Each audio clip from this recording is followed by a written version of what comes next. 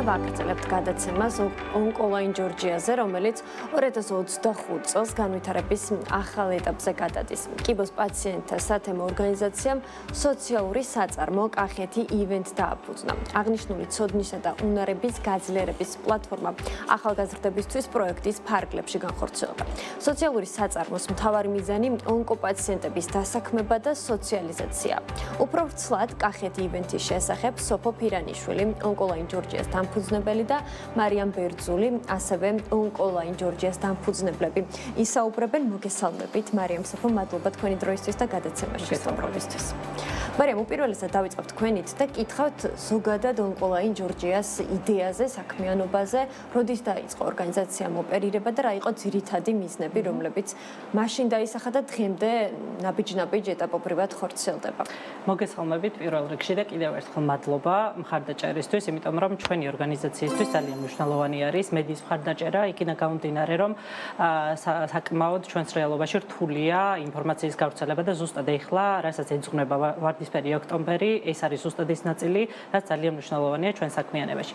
იდეას რომ დავუბრუნდეთ 2019 წელს შეიქმნა ორგანიზაცია ონკოლაინ ჯორჯია, სოფოს პირადი ისტორიის შედეგად, იმიტომ რომ სოფო არის თვითონ ონკოპაციენტი და მე უკვე 2020 წლიდან შევუერთდი ამ ორგანიზაციას, რადგან ჩემი ოჯახის წევრი მამა გარდაიცვალა ამ დაავადებით და იქიდან გამომდინარე, რომ ჩვენც სამწუხაროდ ძალიან გვიან ეტაპზე აღმოვაჩინეთ ეს დაავადება, ვერ მოხდა მისი, ესე ვთქვათ, მართვა, რამაც გამოიწვია ეს შედეგი.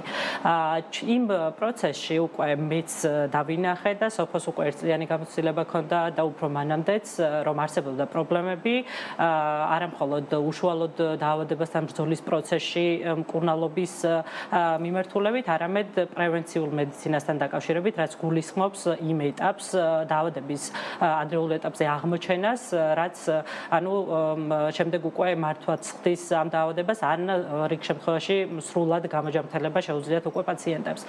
ეს იყო ძირითადი იდეა და ასევე ჩვენი მიზანი 2019 წლიდან გახდა ის, რომ დავხმარებოდით იმ ადამიანებს, გაგვეწია ადვოკატირება და ასევე უშუალოდ გამოჯამრთელების პროცესში დავხმარებოდით, მკურნალობის პროცესში, ვინც ამ ვერაგ დაავადებას ებრძვის და იმყოფებიან მართლაც, რომ უთანასწორო ბრძოლაში უმეტესად.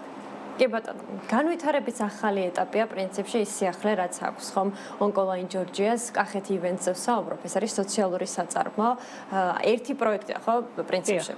ონკოლაინ ჯორჯიას პროექტია ესეც. მინდა ამის იდეაზე ვისაუბროთ, საიდან გაჩნდა სოფო იდეა იმისა, რომ შეგექმნათ სოციალური საწარმო, რა საჭიროება დაინახეთ? მოგესალმებით, პირველ რიგში მადლობას გიხდით ასევე დროის დათმობისთვის, ეს ძალიან მნიშვნელოვანია ჩვენთვის. სიმართლე გითხრათ, საწყის წლებში, როდესაც ჩვენი კიბოს პაციენტთა სათემო ორგანიზაცია ოპერირებას იწყებდა, ძალიან დიდი ენთუზიაზმით ვიყავით განწყობილები, რომ კერძო ბიზნეს სექტორთან, თუნდაც სახელმწიფო მხრიდან ძალიან დიდი დაინტერესება იქნებოდა პაციენტთა ორგანიზაციის მიმართ და ძალიან ბევრი საქველმოქმედო და სკრინინგ აქციის დაორგანიზებას შევძლებდით განსაკუთრებით რეგიონებში. როგორც მარიამ აღნიშნა და ზოგადად ჩვენი ფონი სამწუხაროდ ძალიან რთულია, რადგან საქართველოში ძალიან ცოტა ადამიანი აკითხავს სკრინინგ სერვისებს და ზოგადად პრევენციული მედიცინა ვფიქრობ, რომ ყველაზე უფრო განვითარების დაბალ საფეხურზეა.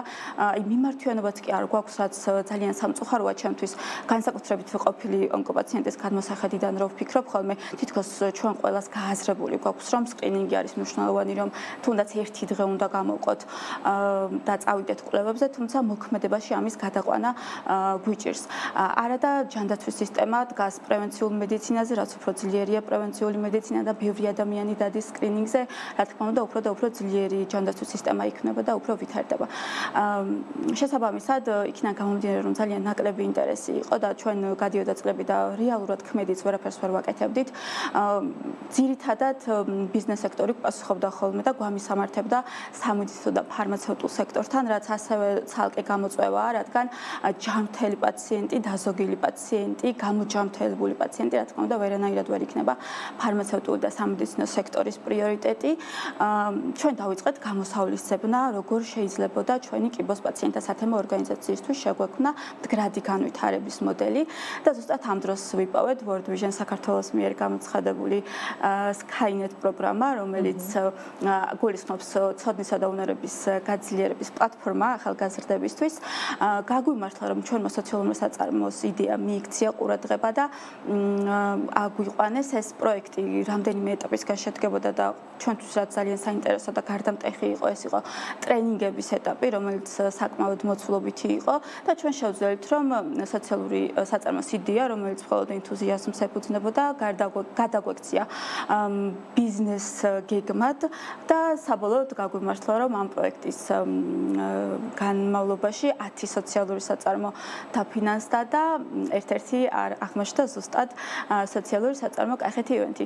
ძალიან მადლიერები ვართ და აქვე გამახსენდა, რომ World Vision საქართველოს ამ პროგრამას ახორციელებს ევროკავშირის მხარდაჭერით და შეიძლება ითქვას, რომ ეს აღმოჩნდა ჩვენთვის განვითარების ახალ ეტაპზე გადასვლის განსაკუთრებული შესაძლებლობა და დღეს უკვე ჩვენ ყოფილი და მიმდინარე ონკოპაციენტები შეგვიძლია დავასაქმოთ სულ სხვა მიმართულებით, რაც გულისხმობს ივენთ მენეჯმენტს, გულისხმობს ნებისმიერი სახის ღონისძიებების ორგანიზებას, რაც არ უნდა მასშტაბური და განსაკუთრებული იყოს, ფესტივალების ორგანიზებას. ეს არის თვითონ მიმდინარე პაციენტების თვისაც ძალიან მნიშვნელოვანი, რადგან თითქოს წყდებიან იმ ყოველდღიურობას, რასაც კლინიკებთან და ქიმიოთერაპიასთან, ასე ვთქვათ, ურთიერთობა ქვია და ცოტა სხვა სამყაროში ციხედებიან. კი ბატონო, რამდენად არის დღეს გამოწვევა ონკოპაციენტების დასაქმება, იმიტომ რომ ერთ-ერთი მიზანი, რასაც ემსახურება ხო, კახეთი ივენთსი არის ის, რომ სწორედ მათი დასაქმება და სოციალიზაცია მოახდინოს, ხო, იმ ასე ვთქვათ, სირთულეების ფონზე, რასაც აწყდებიან, მათ შორის ქიმიების პროცესში, როგორც ახსენეთ, კლინიკებში, ვიზიტის პროცესში. რამდენად არის დღეს ეს გამოწვევა? გარდა სხვა გამოწვევებისაც, ესეც ერთ-ერთი მნიშვნელოვანი გამოწვევა არის, რადგან ონკოპაციენტები ხშირ შემთხვევაში არიან შეშმ პირის სტატუსით წარმოდგენილი პირები, რომლებსაც სამწუხაროდ ჩვენს სახელმწიფოში არ აქვთ ისეთი მაღალი დონის მხარდაჭერა, როგორიც ეს თქვათ ევროპის ქვეყნებში არის. ამიტომ ჩვენი მიზანიც ზუსტად ეგ იყო კახეთი ივენთსის შექმნის, რომ ადამიანებმა თავი არ იგრძნონ საზოგადოებიდან გარიყულად და იგრძნონ თავის სრულფასოვან წევრებად ამ საზოგადოებაში. შესაბამისად, კახეთი ივენთი ზუსტად ხელს შეუწყობს მათ დასაქმებას და როგორც უფრო აღნიშნა, ცოტა სხვა სამყაროში შეხედვას, იმიტომ რომ ეს პროცესი ჩვენ რა თქმა უნდა არ ვიცით როგორი რთულია, ეს გარეთვალით კიდევ უფრო სხვანაირად ჩანს, მაგრამ ის შინაგანი ბრძოლები, რაც ამ ადამიანებს აქვთ და ფაქტობრივად ათმობინებს თავიანთ ცხოვრებას, გვინდა რომ მაქსიმალურად შევამსუბუქოთ და მაქსიმალურად თავი ვაგრძნობიათ სრულფასოვან ადამიანებთან, რომლებიც ჩვენი საზოგადოების ჩვეულებრივი წევრები არიან. კი ბატონო, მაგრამ გამოწვევებზე რადგან საუბრობთ, აქვე კითხავთ ბიზნესების ჩართულობაზე. რამდენად არის დღეს ეს გამოწვევა სხვადასხვა ინიციატივაში ბიზნესის მხარდაჭერა, რომელიც შემდგომ უკვე მოგცემთ შესაძლებლობას, რომ პროექტები სხვადასხვა მიმართულებით განავითაროთ და კიდევ უფრო მეტად შეცვალოთ ეს ყოველდღიურობა. დიახ. ჩვენ 2022 წლიდან განსაკუთრებით გვაქვს ძალიან ბევრი ღონისძიება დაორგანიზებული, რომელშიც ბიზნესის, კერძო ბიზნესის გარკვეული ნაწილი იყო ჩართული და ეს რამდენიმე თითზე ჩამოსათვლელი კომპანია დღემდე მოყვება და არიან ჩვენი საიმედო და სანდო პარტნიორები მართლაც. თუმცა მასობრივად თუ გადავხედავთ, სამწუხაროდ კერძო ბიზნესაც არ აქვს დაინტერესება ამ მიმართულებით. თუ საუბრობთ ღირებულებებზე, რა უნდა იყოს იმაზე უფრო მაღალი ღირებულება, ვიდრე ადამიანის ჯანმრთელობა და ადამიანის სიცოცხლეა, ხო?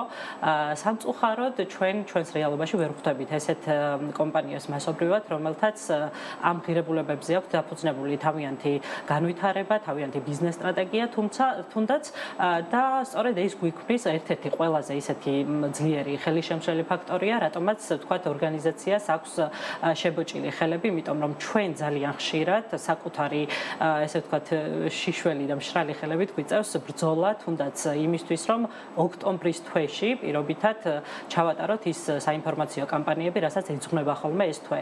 ამიტომ თქვენი ეთერის საშუალებით კიდევ ერთხელ მინდა მოვუწოდო ასეთ კომპანიებს, რომ იფიქრონ ცოტა უფრო ღირებულებით ესე ვთქვათ ფასეულობებზე, რომლებიც მნიშვნელოვანია და განსაკუთრებით ჩვენი ტიპის ქვეყნებში, როდესაც არ არის ვთქვათ იმდენი სახელმწიფო ხელშეწყობა და ვერ შეიძლება მოხდეს რაღაცა კამპანიების სრულფასოვანი ჩატარება, იმიტომ რომ ჩვენ თვითონ გქონდა გამოცდილება სახელმწიფოს მიერ გამოცხადებულ ტენდერში მონაწილეობის, სადაც ეს კამპანიაც იყო დროებითი 2 თვეზე თუ 3 თვეზე გაწერილი და ეს არ არის საკმარისი, იმიტომ რომ როგორც სოფომ აღნიშნა 2000 პანდემიის პერიოდშიც რა მაჩვენებელი იყო მოცვის პრევენციულ მედიცინაზე, იგივე არის ზუსტად დღესაც. ანუ გამოდის რომ გაუმჯობესებული არაფერი არ არის.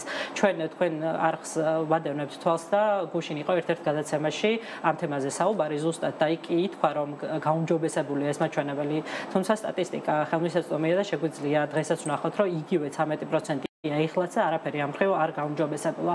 ეს არ არის, ანუ ვინმეს თქვათ ესე კონკრეტული დანაშაული, ეს ყოველი ჩვენგანის დანაშაულია, იმიტომ რომ არ უზრუნავთ ინფორმაციის სათანადოდ მიწოდებაზე, იქ საუბარი იყო რომ თქვათ არ არის სანდოობა და ასე შემდეგ. ადამიანს სანდოობა მით უმეტეს რეგიონებში, სადაც თქვათ ხელმისაწვდომობა ინფორმაციაზეც არის ძალიან დაბალი, ვერ იქნება სანდოობა თუ კარგად არ ავუხსნით მათ ენაზე, ადამიანურ ენაზე არ ავუხსნით თუ რამდენად მნიშვნელოვანი არის იგივე სკრინინგის პროგრამა მონაწილეობა, რომელიც თითქმის 20 წელი არის არსებობს ჩვენ ქვეყანაში და 20 წლის მანძილზე, ანუ ვერ გაცდა კიდევ ამ მაჩვენებელს. არა და ეს პროგრამა დაფინანსებულია, აქ ადამიანს არ სჭირდება არანაირი, თქვათ, ზედმეტი ხარჯის გაღება, ვიცი რომ ყველასთვის, თქვათ, ზედმეტი ტვირთი არის ჯანმრთელობის შემოწმება, მაგრამ თუ ეს ჩვენ საზოგადოებაში კულტურად არ დავნერგეთ, ისევ დავრჩებით სამწუხაროდ 13%-ზე, რაც არის ძალიან დაბალი მაჩვენებელი და სამწუხაროდ გვეყოლება ისევ ძალიან ბევრი ონკოპაციენტი. ნამდვილად. სოფო, გადმოვინაცვლებთ თქვენთან და კახეთი ივენთსის ჭრილში გკითხავთ, როგორც ვიცი, იმ შემოსავლებს, რასაც მიიღეთ, ამასაც აქვს შემდგომ უკვე კეთილი მიზნები. ამაზეც მინდა ვისაუბროთ. დიახ, რა თქმა უნდა, ჩვენი შექმნის იდეა ზუსტად ეს იყო, რომ ჩვენ ვეძებდით გზებს იმისთვის, რომ ძალიან ბევრი თუნდაც რეგიონში სკრინინგ აქცია დაგვეორგანიზებინა და მთელი ეს мотивация და ასე ვთქვათ სურვილი და ოცნებები სწორედ ამ კახეთი ივენთს მოვარგეთ.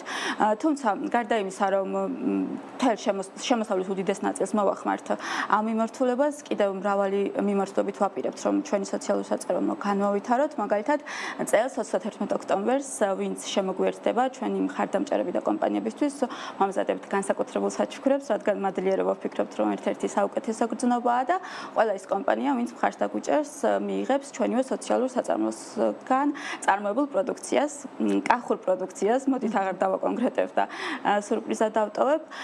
ჩვენ ძალიან ვცდილობთ და თითქმის ყველა შესაძლებლობას ვეჭიდებით და მართლა ძალიან მნიშვნელოვანია თითოეული განსაკუთრებით ბიზნესის სახელმწიფოს ჩართულობა, მაგრამ განსაკუთრებით სანდოობაზე ახლა უცებ გამახსენდა, რომ შეიძლება სანდოობა არ იყოს, შეიძლება ხელმისაწვდომობა არ იყოს, მაგრამ უმთავრესი არის ადამიანის მონდომება, რომ მას უნდა სკრინინგი, მას ჭირდება სკრინინგი და როდესაც მონდომება ჭირდება, როდესაც მიმართვენება იზრდება, შემდეგ უკვე იძულებული ხდება ის მიმართულება, რომ განვითარდეს. შესაბამისად, მე მჯერა, რომ როდესაც ყველანი ერთად გადავწყვეტ და თუნდაც დღეიდან გადავწყვეტ და ამ ეთერს გამოვიყენებთ იმისთვის, რომ ნამდვილად სკრინინგი არის მნიშვნელოვანი და ჩემ პირად მაგალითზე, როდესაც ძვლის კიბო აღმოვაჩინეთ ბოლო სტადიაზე, მაგალითად ძვლის კიბოს საერთოდ არ აქვს სკრინინგი და არ ექვემდებარება, ხო და აი რამხელა ფუფუნებაა ჩემი გადმოსახედიდან, რომ არის ბევრი მიმართულება, მაგალითად ძუძუს კიბოს მიმართულება, რომ ამ დაავადებით ადამიანები აღარ უნდა იტანჯებოდნენ, არა თუ სხვა შედეგით ამთავრებდნენ, ძალიან გამოსაყენებელი შანსია და მე მჯერა, რომ თუ ადამიანები ამას გავიაზრებთ, თუ ძალიან ბევრი ადამიანი ამას გაიაზრებს, ეს იქნება სოფლად, თუ ეს იქნება თბილისში, მე მჯერა, რომ ეს მიმართულება განვითარდება, ბევრი ახალი სკრინინგ ცენტრი გაიხსნება, სანდოობაც გამოსწორდება და ხელმისაწვდომობაც გააჩნდება, ასე რომ ყველას ძალიან გთხოვთ და ზუსტად ეს არის ჩვენი სოციალური საწარმოს მიზანი, ჩვენი ორგანიზაციის მიზანი, რომ ყველამ ერთად გადავწყვიტოთ და ვიბრძოლოთ ერთმანეთის და სხვა შორის ამერიკაში ერთ ძალიან კარგი გამოთქმა დავიმახსოვრე, რომ წარმოიდგინეთ, რომ თქვენ კი არა, თქვენი საყვარელი ადამიანიაო ამ გამოწვევის წინაშეო და სკრინინგზე თქვენთვის კი არაო, თქვენი შვილი და თქვენი ოჯახი წარმოიდგინეთო და აუცილებლად იპოვეთო ძალასო, რომ ზუსტად ერთი დღე გამოყოთ სკრინინგისთვისო და ასე რომ ძალიან გთხოვთ ყველას, ვინც ახლა გვისმენთ, რომ სკრინინგი აუცილებლად გახდეს და პრევენციული მედიცინა თქვენი ცხოვრების პრიორიტეტი. ნამდვილად ეს არის უმნიშვნელოვანესი, მარიამ. დაგიბრუნდებით თქვენ და ვარდისფერი ოქტომბერიც ვახსენეთ. ამასთან დაკავშირებით ვიგმება რაიმე კამპანია. ჩვენი შესაძლებლობის ფარგლებში ყოველ წელს არა მხოლოდ ოქტომბრის თვეში, არამედ მთელი წლის მანძილზე გვაქვს გარკვეული ტიპის აქტივობები, რასაც უძღვნით ამ მიმართულებას. ოქტომბრის თვეში განსაკუთრებით მნიშვნელოვანია ხოლმე ესეთი პაციენტთა ორგანიზაციების გამოჩენა, იმიტომ რომ ძირითადი ყურადღება ამ დროს არის ხოლმე მიპყრობილი ამ თემაზე. ამიტომ ოქტომბრის თვეში რა თქმა უნდა ჩვენ გეგმავთ ოქტომბრის ბოლო რიცხვებში გვაქვს დაგეგმილი ესეთი აქტივობა, როდესაც ჩვენ როგორც წესი წარვადგენთ ჩვენს შემაჯამებელ მუშაობას, ვაცნობთ ადამიანებს რას ვაკეთებთ ხოლმე ოქტომბრიდან ოქტომბრამდე, იმიტომ რომ ჩვენი წელის ესე ათვლა ესე არის ხოლმე ოქტომბრიდან ოქტომბრამდე, წელსაც იგეგმება, ასევე გვაქვს მომდევნო ნოემბერში ძალიან მნიშვნელოვანი ღონისძიება დაგეგმილი და ძალიან ვთხოვ კიდევ ერთხელ მოუწოდებ განსაკუთრებით კერძო სექტორს და რა თქმა უნდა სახელმწიფოსაც, რომ ესეთ ორგანიზაციებს, ვისთვისაც ორგანული არის ეს ყველაფერი, დაუდგნენ გვერდით, იმიტომ რომ ამ ადამიანებზე უფრო უკეთესად სხვა ორგანიზაციები, თუნდაც იგივე ჯანმრთელობის მიმართულებით მომუშავე ორგანიზაციები ვერ იმუშავებენ, იმიტომ რომ ამ ადამიანებმა ზუსტად იციან რა, როდის, სად და როგორ არის საჭირო. ცოტას დავამატებ, თუ შეიძლება სოციალურ საწარმო კახეთი ევენთზე იმის მიუხედავად, რომ ჯერ ოფიციალური პრეზენტაცია არ ქონია, ჩვენ ოპერირება უკვე დავიწყეთ და ხო, აი მომართვენობაც საინტერესო იქნება რამე. ჩვენი მთავარი მიზანი არ არის მხოლოდ ონკოპაციენტებზე ზრუნვა და მხოლოდ შიშმოპირებზე ზრუნვა. ჩვენ ვწდებით ამ ჭრილს, რადგან ჩემთვის პირადად ყოველთვის თითქოს ცოტა გარიყულობის დამოკიდებულება მქონდა ხოლმე და ჩვენ გადავწყვეტეთ, რომ საქველმოქმედო აქციები ვაკეთებთ არა მხოლოდ ონკოპაციენტებისთვის, არამედ მაგალითად ხანდაზმულებისთვის და ჩვენ უკვე მოვასწარით წინა თვეში ქონდა სოფელ ვაზისუბანში აქცია ხანდაზმულებისთვის, როდესაც პენსიაზე მყოფი მასწავლებლები შევკრიბეთ და ძალიან კარგი დადებითი საღამო მოუწყეთ. კახეთი ივენთი არ არის მხოლოდ ივენთ კომპანია, მაგალითად ან საწარმო, სადაც კახურ ტრადიციულ ჩურჩხელებს ამზადებენ.